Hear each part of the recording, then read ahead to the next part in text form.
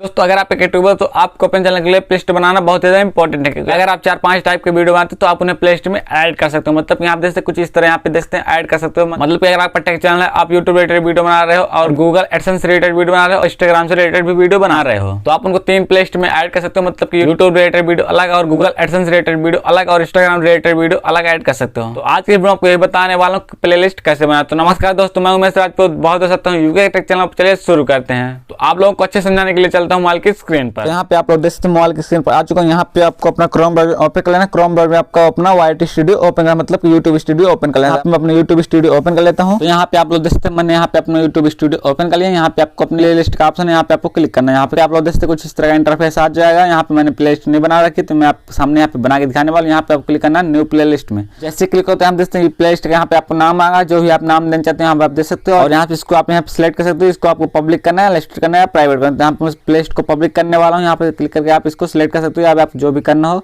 यहाँ पे आपको प्लेलिस्ट को पब्लिक कर देना है। जो भी आप नाम देना चाहते हैं आप देख सकते हैं। यहाँ पे आप लोग देख सकते हैं मैं यहाँ पे लिख दिया यूट्यूब रिलेटेड वीडियो। इसके बाद यहाँ पे आपको क्रिएट में क्लिक करना है। प्लेलिस्ट बनकर रेडी हो चुकी है। पेंसिल का आइकन आ जाएगा, यहाँ पे आप क्लिक करोगे तो आप डायरेक्ट यहाँ से यूट्यूब में जा सकते हो। यूट्यूब में जाके इसका भी नाम भी यहाँ से चेंज होता है। यहाँ पे पेंसिल आइकन क्लिक करके इसका नाम चेंज कर सकते हो। अगर आप चेंज करना चाहते हैं यहाँ आप डिस्क्रिप्शन भी लिख सकते हो। तो यहाँ मैं कुछ नहीं लिखने वाला हूँ।